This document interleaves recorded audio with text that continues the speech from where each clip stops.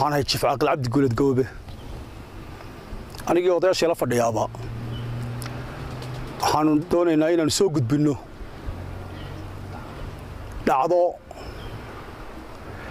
annaguna aanu qaadan weynay oo aad noogu cuslaatay doonaynana bal ummadda kaliya reer Soomaaliland inay la ogaadaan oo ah halka lagu ururiyo alaabta dawladda hoose ee kantaroolka Hargeysa galbeedkeeda laga soo galo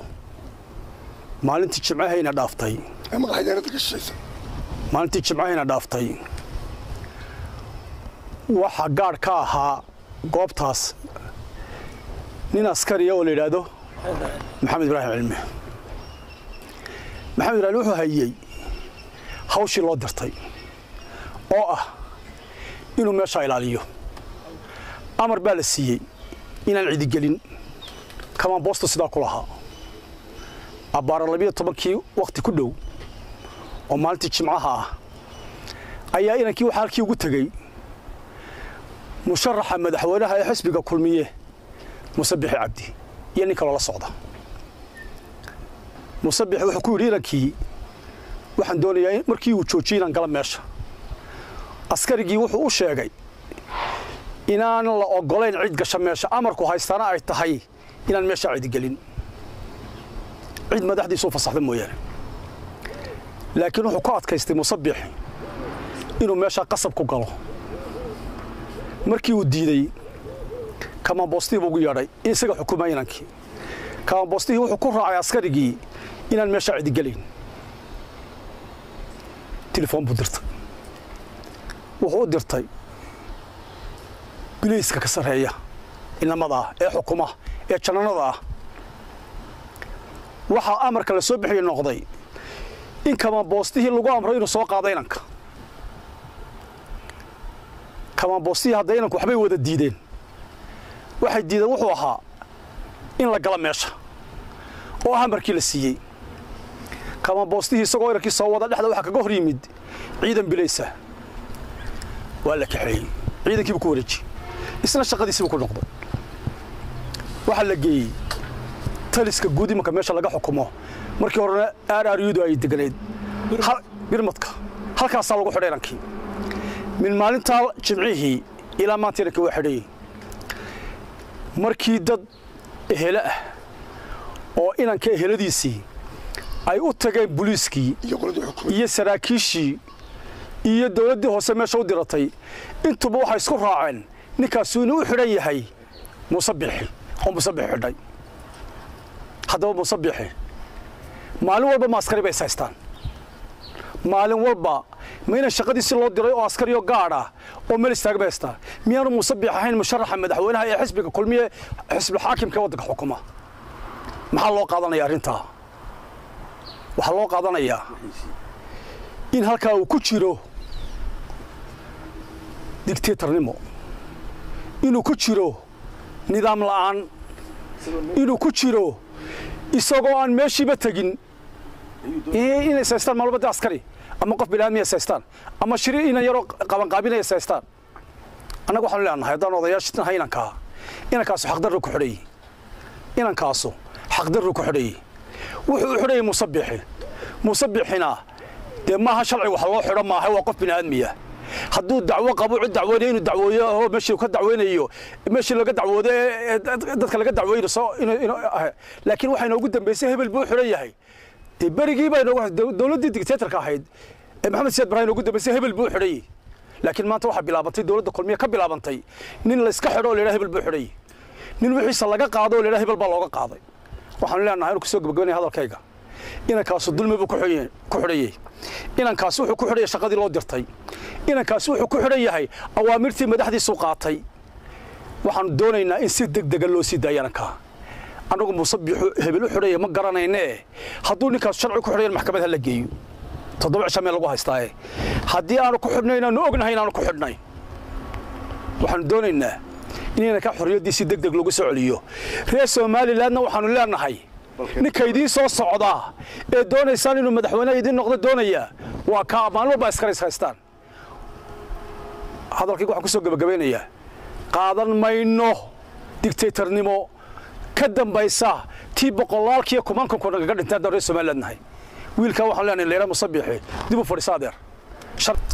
waxaan ugu idin sheegay abaadir baa la yiraahdaa SNM baan ahay oday Soomaaliland baan ahay waa la garanayaa TV kama hadlo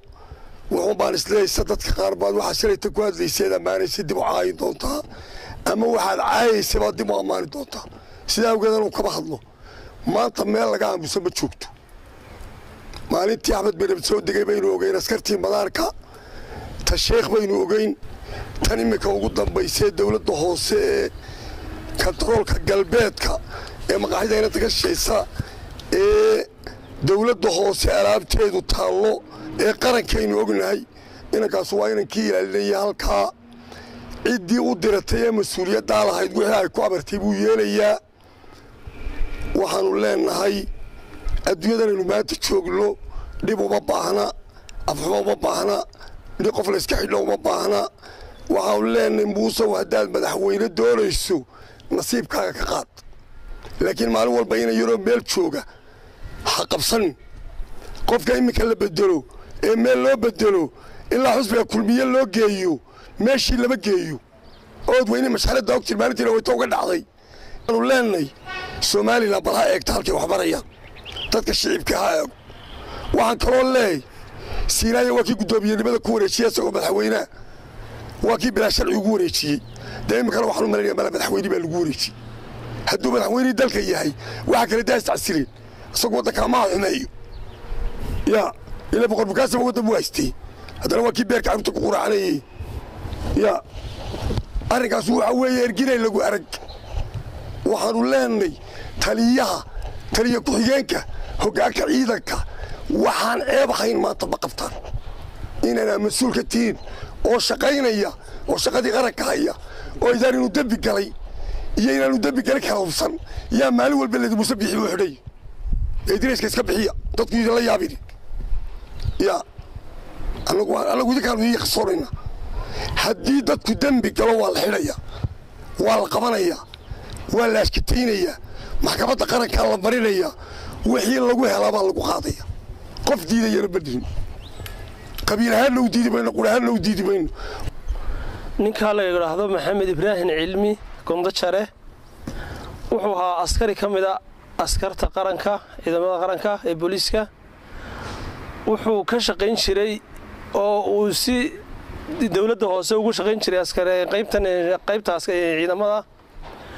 waxa uu joogo la geeyay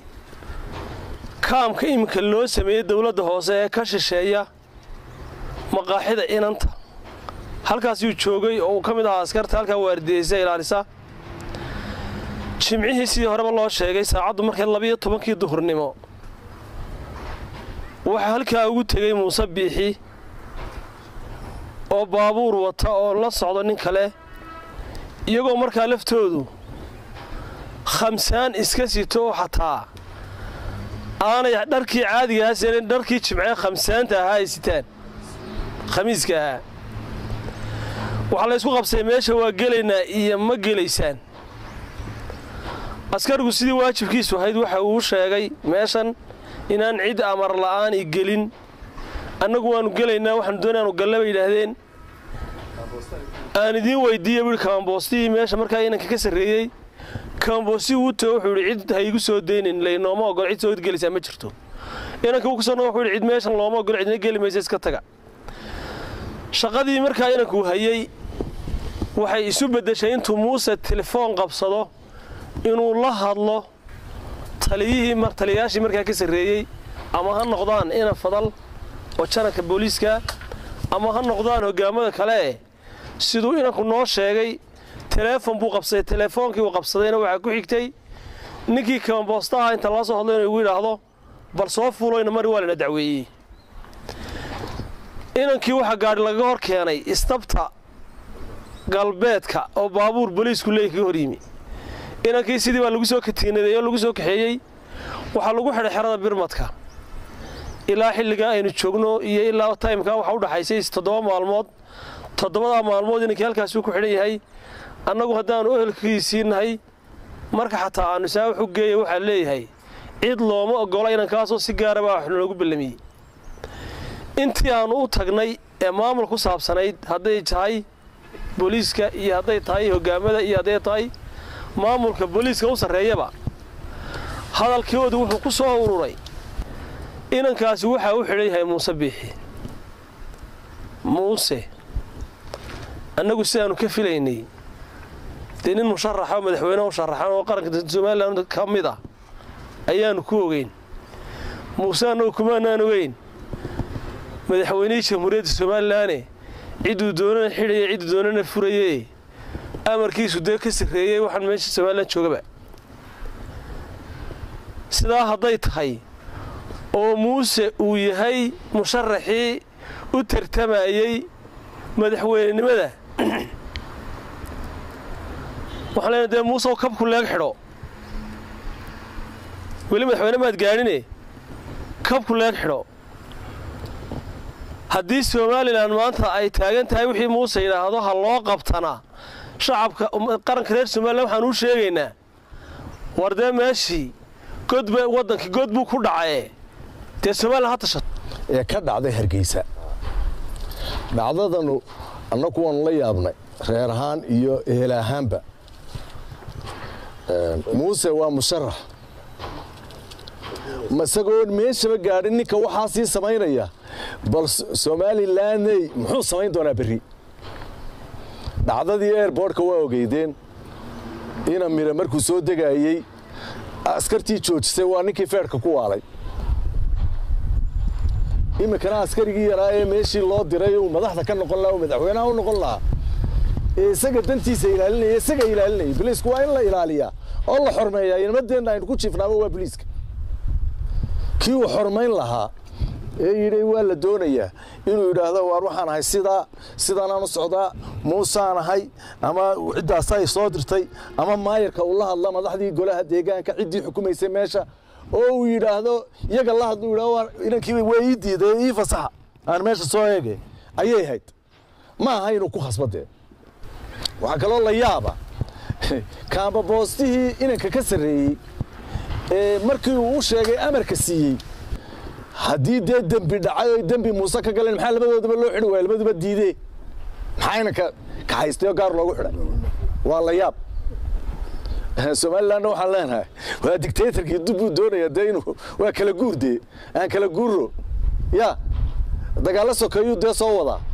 waa halkay ka bilaabi jirtay badday ka bilaabi jirtuu cagacagaynaya dagaalo sokeeyuu soo wadaa waarmi aynu istaghfirlaysanno kanuu musharax ma aha cid kale ha keenan kulmiyadee muusow waxaan ahay jaamac ismaaciil nuur ninkii jaacaqadash loolan jiray eslama isku taqaanideen baan eslam halkaad ka soo gashayna waynu isgaranaynaa halkii ay kubiya beesha iyo waxaad ka ahaydna waynu isgaranaynaa maantana madaxweyne aad u sharaxantay innagoo waxaa tahay aynu isgaranayno iyo waxaan ahay